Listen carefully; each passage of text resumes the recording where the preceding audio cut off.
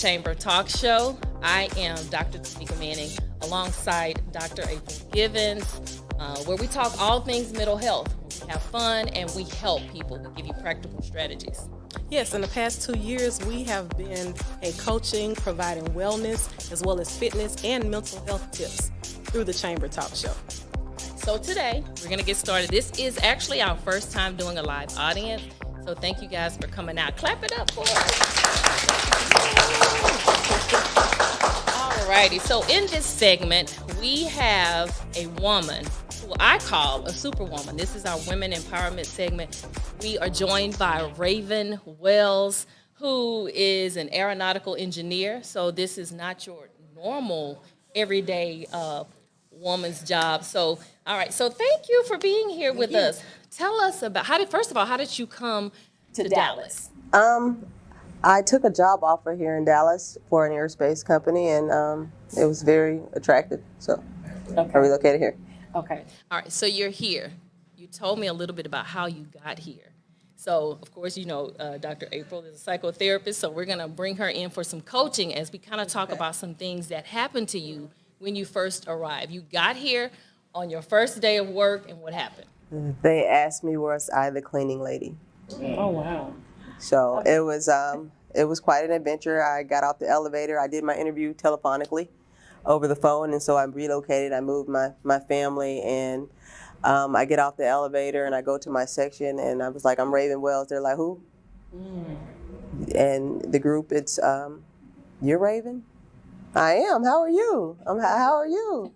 And you hear the comment, what, did we hire a new cleaning lady? Oh, wow. So they weren't expecting me. I was something that they weren't accustomed to, and they weren't used to that. So tell us, how do you react to that? What did you say? I didn't say anything. I smiled, I grinned. I always try to take the high road. The high road, my reaction to life is more important than what they have to say. Okay. And so I'm always humbled. I know where I came from, and I know where I've been, and I know what I have to do to achieve my goals. So I give them a look, I smile, and I nod, and I let them know, hey, it's okay. It's all right. What you're saying is not okay with me, but my reaction I will never give the reaction that you expect. So there has to be some mental implications from that. Coming to a job, you're a double minority. Yes. You walk in the room, they think you're the cleaning lady. So mentally, how does that make you feel? Do you feel like when you leave at the end of the day, you need some additional support? Yes, it is absolutely draining, and I was fortunate enough to have a support system when I do leave work. It's stressful, and in order to hold up that mask, it takes a lot of strength to hold that mask up all day, constantly hold up a smile, something, hold your shoulders back, and not feel demeaned or ashamed or just beat down. So it takes a lot of strength to hold that mask up. So that's where the psychotherapist would come in. So I'm sure she's counseled people in her office where she has talked to them about how to get through these situations, practical strategies. What would you say, Dr. April? Yeah, workplace stress is very hard, having to go to work and deal with something like that. So, my thing is always telling you to effectively communicate. So you don't want to always be passive in these types of situations. You want to be able to speak up. You don't have to be rude when you speak up, but it's called assertive communication. So you want to be able to let people know, hey, that wasn't cool. I didn't like that. This made me feel a certain type of way. So that way you can get that respect from them because you're demanding it, so to speak. Well, walk us through like your day-to-day. What is aeronautical? What is aeronautical engineer? Aeronautical engineer. Yes. What exactly is it? The directions, the instructions to fix the aircraft, or we write those instructions. Okay. And so we analyze the drawings, we analyze the math, the schematics, and we come up with plans and strategies, and we write those directions on how to fix that aircraft. Amazing. Mm-hmm. So I woke up one day and said I wanted to be a journalist. How did you come to the conclusion that this is something that you wanted to do? I've always taken things apart. I've always had an interest. Most girls, and they want to get their hair done, and they want to, learn how to do domestic things that did not interest me at all. I would take things apart and learn how they work and put them back together, and that's it just It's called a to struggle me. for a lot of us. Yeah. It's a struggle for me to put anything together. I don't even want to put anything together. love But what I want to say though is that we are super proud that you represent for us. So talk to us. Let's think about a young girl. What would you say to her who's, this is a field that is non-traditional for us. What would you say to a young girl before we close about, becoming an aeronautical engineer, becoming a pilot? We had a recent situation with some African-American pilots flying out of Dallas. And so that was an exciting moment for me. What would you say? Dream big. Dream big. The only thing that's going to ever stop you from dreaming is you. Nobody on this earth can stop you from doing what you want to do except for you. So you have ears, you have a mouth. You use your ears to listen and learn. You use your mouth to assert yourself. Speak up, request, learn, just ask for what you want. And when they don't give it to you, you make sure you make a path so you can get there on your own. Absolutely. Don't stop, dream big. Dream big, positive affirmation. Yes, I love it. I love it. We always end every little segment that we do on a positive affirmation. And we want to tie in an affirmation with what we do as we try to encourage other females to, like you said, dream big. So, Dr. April, what type of affirmation would you use for this? Okay, so the affirmation for today, I am empowered. I am empowered. This is something simple. Like, I am continuing to be empowered. I love it. I love it. And I hope you guys love it. I enjoyed the segment with you. Thank you for having me. for coming in. Raven Wells, thank you so much. This is my book. It was written along with my god sisters and my god sister and a few friends. And if you can find it on Amazon, and the poem that I'm doing today is also in this book. Proverbs 31:10 says, "Who can find a virtuous woman? For she is more priceless than rubies." I present to you today of a woman. When they see me coming, they all move aside, and as I pass through, I see admiration and adoration in their eyes. I hear the wondering in their voices asking, "Who am I? Where did I come from, and where have I been?" And after my presence, they ask, "Have you seen her? And will we see her again?" I have many names, I wear many faces. I've seen many things, and I've been many places. I'm adorned in the spirit. I'm laced with dignity and pride. I'm as prayerful as Hannah, as graceful as Esther, as pure as Mary. In my heart is where truth lies. In my mouth there are words of wisdom. My tongue only speaks words of kindness. To my husband I am virtuous. My children rise up and call me blessed. I am greeted and respected by names of Miss, Ms., and Mrs.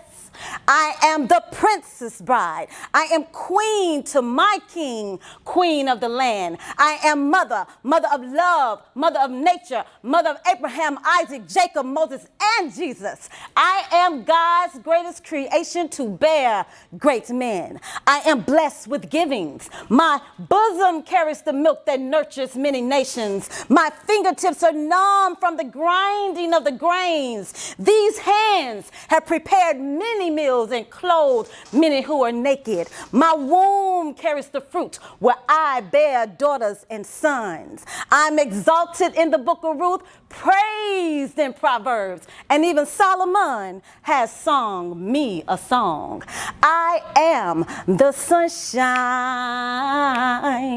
on cloudy days, and when it's hot, warm, or cold outside, I'm the month of January, February, March, April, and May. June, July, August, September, October, November, and December. I'm always in your thoughts, never forgotten, always remember. I am the mother of the civil rights movement. I am the queen of soul. I am the other half of man that make man whole. I am young, I am old, I'm wise, I am bold. I'm always right, never wrong, or so I'm told. Many call me beautiful, yet I'm not vain. Though they adorn my feet with rose petals, it's to God I give the highest praise. I am highly favored, yet I'm not deceitful. Nikki says I'm ego tripping, but Maya says I'm phenomenal. I am full of respect, therefore I'm respectful. I will never be disrespected because I'm respectable. Many have tried to belittle me, beat me, and break me, but I am unbreakable. I am far more precious than rubies, far more valuable than diamonds, silver, or gold. Oh, I wear the finest of garments, but not of satin or silk, but strength and honor are how I'm clothed. Men, children, there's something I want you to know, that when you're weak, I'm strong. And when you slip, I'm your backbone. I've been many places. I've seen many things. I wear many faces, and I have many names. Mother, mama, muddy, grandmama, big mama, little mama, auntie, sweet, baby girl, honey, child, lady, pearl. I'm a strong, loving, understanding one. I'm black, white, Hispanic, Native American, Middle Eastern, Asian, African. I've been in this world since time began. Placed my mark in stone and sand. Became a mother to a motherless child. Taught the unlearned and nursed a sad heart into a smile. Sailed on the Nile, and yes, I even slept in the Garden of Eden for a while. You see, in the beginning, God created an image of him and called him man and named him Adam. And as Adam slept, I was created, flesh of his flesh, bones of his bones.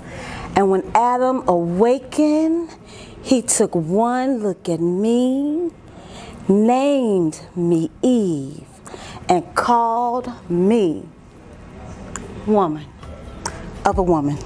Thank you. In this segment, we have a couple that we're going to be providing coaching. So this is Fred and Charzetta.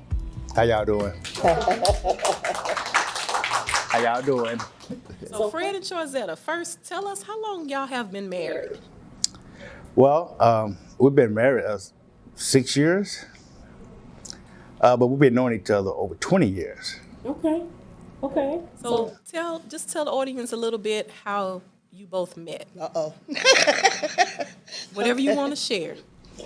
Well, we met each other in a period where dark days, what I call back in our baby days, in our early 20s, when we was no guidance, no nothing. We didn't have no sense of direction, just out there in that world, in addiction, and But me, I can't speak for my wife, but for me, I've always felt like God had a purpose for me, so I knew that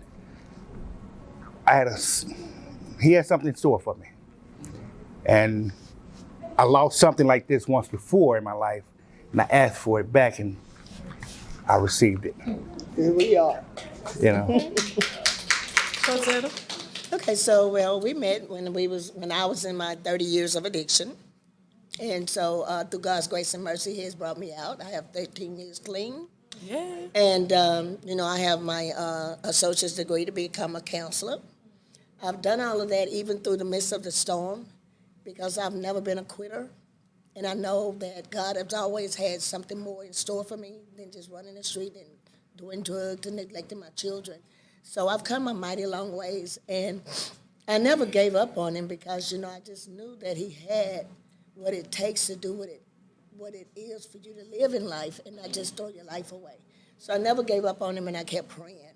And God has brought us back together at least 4 times. And so with that being said, I want to say that God can work a miracle, because it was only by grace that He brought us back together. Wow. And we've been working and changing each other.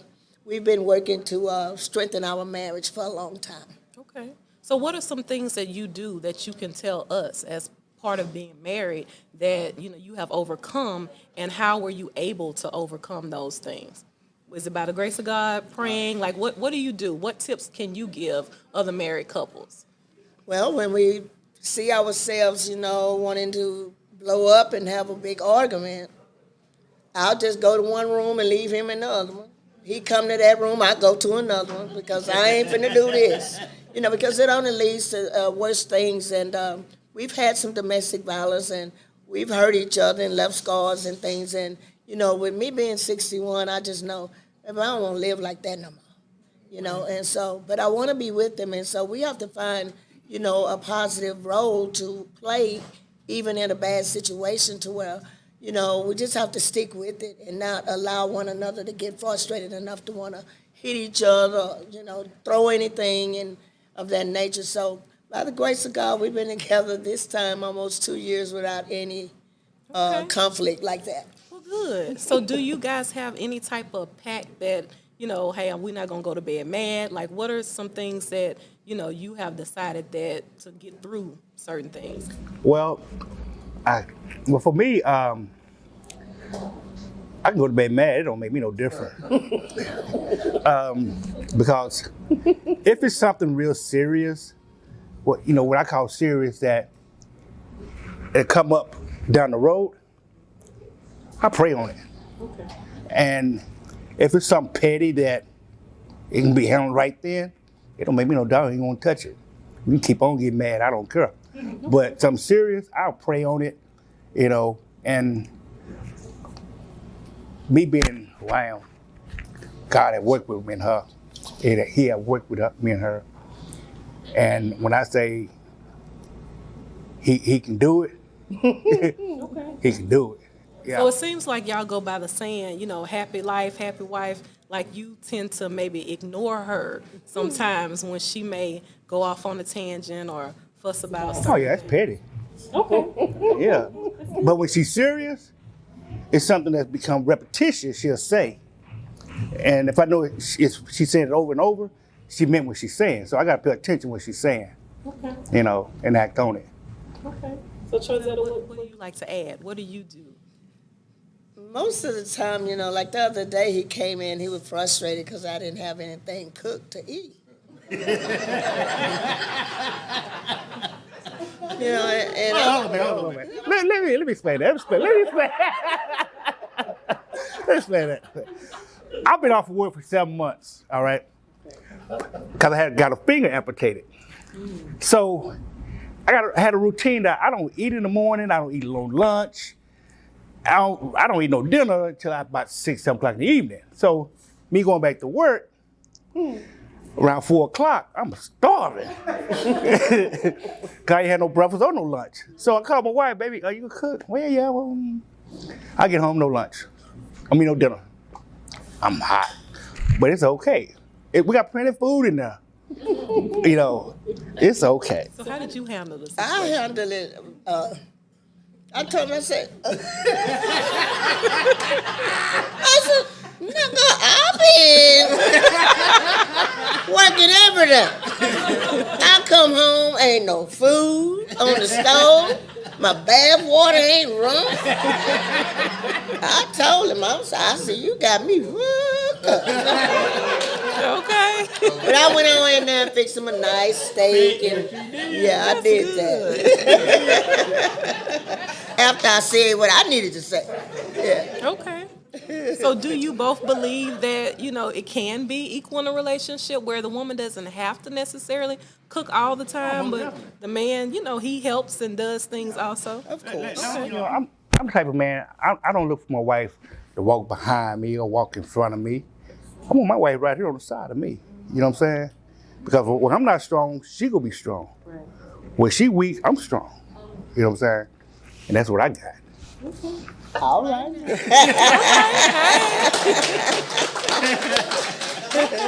Well, what type of words of wisdom that you guys would love to leave the married couples or people that are aspiring to be married, our audience? Well, I'll start on that.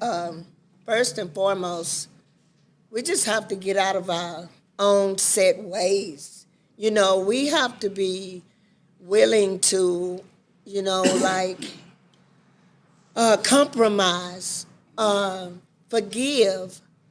Don't allow a person to push your buttons. They know how to push them. They know which ones to push.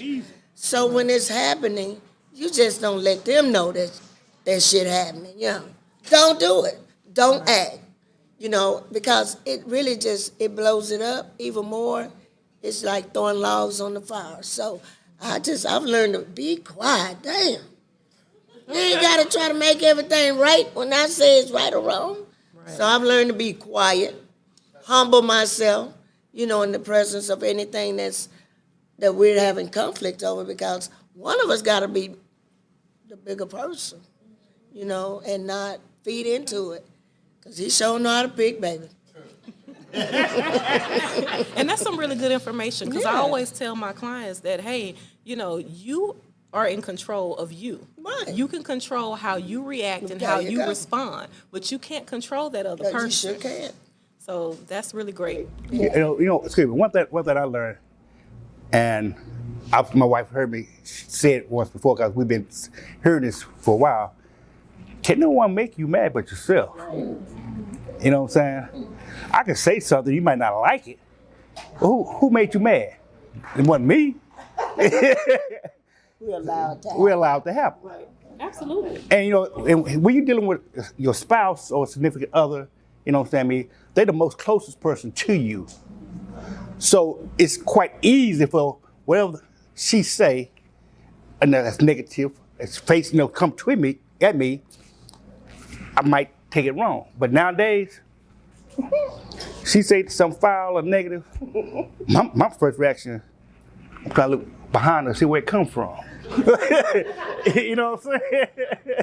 Yeah, because if you take it, what's in your face, you're going to deal with what's right here. You don't know what's bringing it about. So that's why I'm having my marriage with my wife. You know what I'm saying? So that helps me. You hear me talking to you? Yeah, I hear you, baby. I'm still trying to figure out where this is all coming from. Yeah. We worked really hard. Oh, yeah. And we still at it. Still working. You know, one thing I've learned, I ask, what God give you, what God put together, let no man bring apart. I understand that, you know, can no outside person come between me and her. It's me and her will destroy our marriage, which we almost have in the past. So that being said, anything that we ask for in his name, man, he laid it at our feet. You know what I'm saying? And I'm not talking about no long-term goals neither. I'm talking about you put things in motion, line it up with God, and we receiving it. Step into it. We step into it because we position. You know, that's what we learned. That's what we learned. You know, even though we've been together 20-some years, that don't mean nothing. But living together, going through together, knowing her do's and her don'ts, her learning mine, me picking at her don'ts, you know, to get her aggravated, her doing the same thing. But throughout time, you get to recognize, okay, this is what she doing, this is what he doing. Go on. You know what I'm saying? Go on. You get to that point instead of blowing up. Go on. Yeah. So what I hear you say is meeting your spouse where they are. Yeah, meeting them where they are, because you know each other. You know, nobody knows each other than the two people that are in the relationship together. Right. So you, like you said, you know what buttons to push. Mm-hmm. So meeting each other where they are. Right, and it's really worked. Yeah. Powerful. Okay. Isn't it? Well, we're going to close. We appreciate y'all coming up here and allowing us to, coach and ask some questions and doing that. So I'm going to close with an affirmation. So the affirmation for this segment would be, everything is always working out for me. Mm-hmm. Everything is always working out for me. Thank you. Hi, good afternoon, everyone. Dr. April, Dr. Shamika. My name is Paula Farrell. This is a question basically for our couple that was on the panel just now. When you do have frustrations maybe with each other and you're dealing with something, how do you handle not to go outside to like your friends or family talking about those issues, getting that feedback from someone else versus you talking about it yourself? Like, how do you handle or try to keep from going outside of the marriage? All right, for me personally, at the age I am right now, 55 years of age, I've seen husband and a wife, you don't interfere in their relationship. I've seen a woman turn on a man or turn on someone who get off into a relationship. So while I wouldn't take my personal relationship outside, because it's like, okay, say for instance, I'm single. Why would I bring my lover into my personal relationship? You know, don't mix those two. So that's why I never go outside and tell someone, okay, I'm having a problem with her, I'm having a problem, blah, blah, blah. I go to God. That's my only problem solver. Okay. I'll give you mine. So what I usually do is know that I used to be a runner. So therefore, you know, it takes me, I have to go and break it on down because he'll stay mad all day. And so I just go over there and hug him and kiss him and squeeze him and tell him, I said, baby, I love me some you. And that usually make it work. Thank you. Thank you for that. What do you do when you find yourself in a rut? A rut. From everyday life of running around, dealing with kids, dealing with friends, dealing with relationships. But what do you do when you find yourself in a rut? Where do you go? What do you do? A lot of times people are in this rut because they're overwhelmed and they're stressed about everything that happens in life. So you want to create some level of structure, some organization for yourself. You know, what does that look like? Stick to a schedule, write it down. You know, writing things down takes it out of your head and putting it on paper, so it makes it more tangible. It makes it clear for you, but it also acts as a release. So you want to be able to write down what it is that you're experiencing, what it is that you're going through, and then you want to write down what's my plan of action. So moving forward, based on these things that I'm going through, what are my thoughts about it? This is what my plan of action is. And I want to piggyback on that too. Find an outlet. Like for me, she said, get organized. I cut things out. Like I say, okay, I can do this and I can do this and I can no longer do this. So I'm learning to say no to people where I've, previously said yes a lot, and I'm just saying, no, I can't do this. I can't. Or if I do, it's a short amount of time. Like last night, I was invited to an event, and I was like there for a brief moment. I just came to show my face. I've got to go. I got something to do. So I'm beginning to do that more. And then as well as, of course, my outlet for stress, and you said being in a rut, a lot of times we go out and we work out. We do something physical, even if it's 30 minutes in the morning before work or 30 minutes at night before bed. So find an outlet to help you relieve that stress so that you can have something positive to do to take the place of some of that additional stress. So I have a question for the engineer. Raven, how long did it take you to get your license or certificate or degree? I started out in the military. I was a helicopter mechanic, and I did that for a good while, and then I stopped doing it. Started to go to school. I wanted something a little bit more adventurous. Okay. And I ended up getting my A&P license. I got an associate's in aviation maintenance, and then I was like, I think I want to keep going. And so I went overseas and I worked internationally for a while, working on helicopters and airplanes for the government. And, then I came back and then I traveled the world. I was like, okay, I'm going to go back to school. So it took me a while, but I always had the experience to continue to keep doing that. And then it was just finally like, well, let me go ahead and graduate. Let me go ahead and graduate because I've already got the job. Let me go ahead and graduate. So it took quite a while, but I started aviation maintenance really, really young. So I hope that answers your question.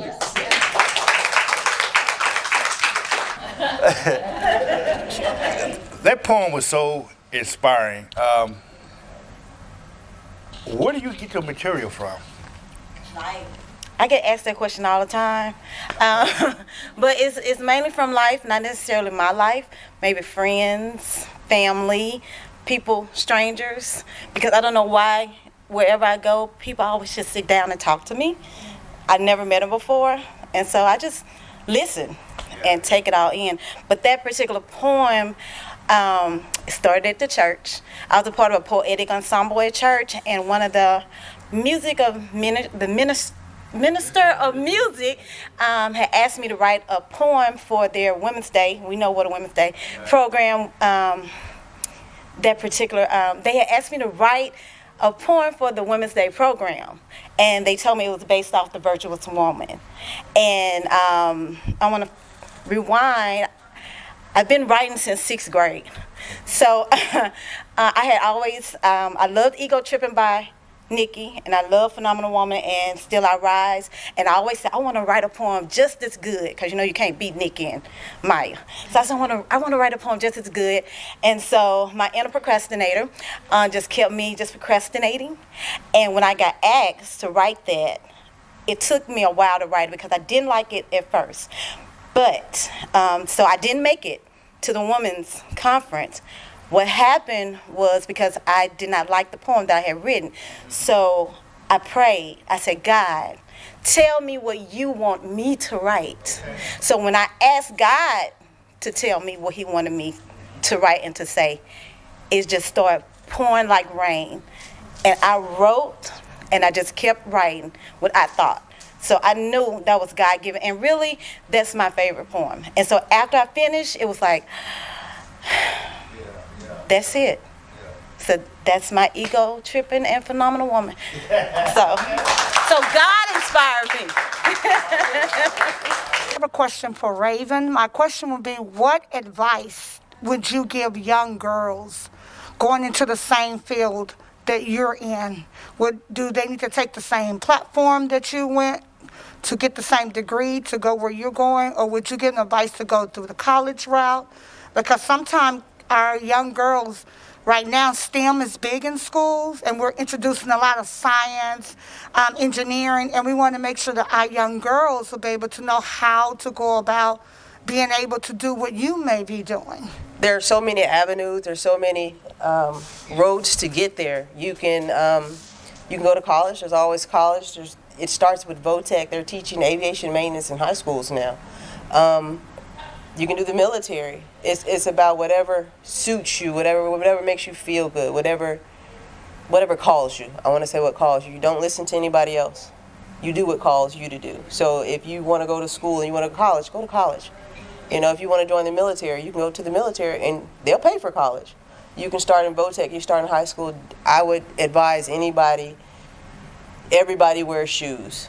So if you want to wear a pair of boots, a pair of Chucks, a pair of combat boots, put them on. You still got to walk.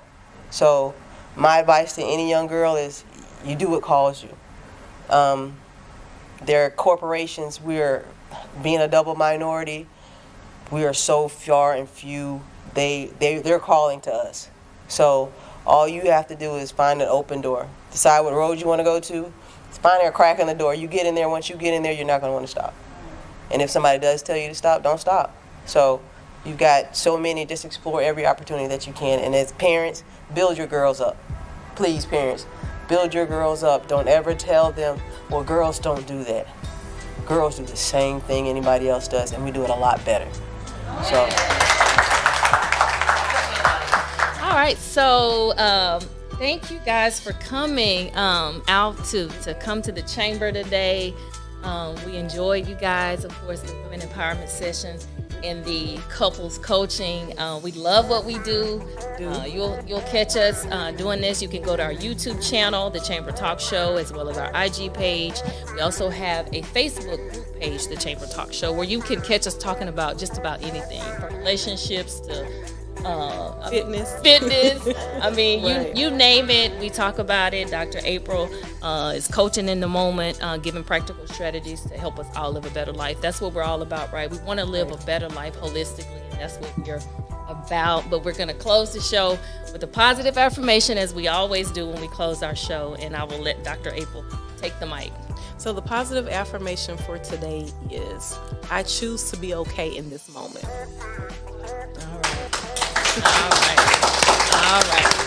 All right. Thank you guys for watching.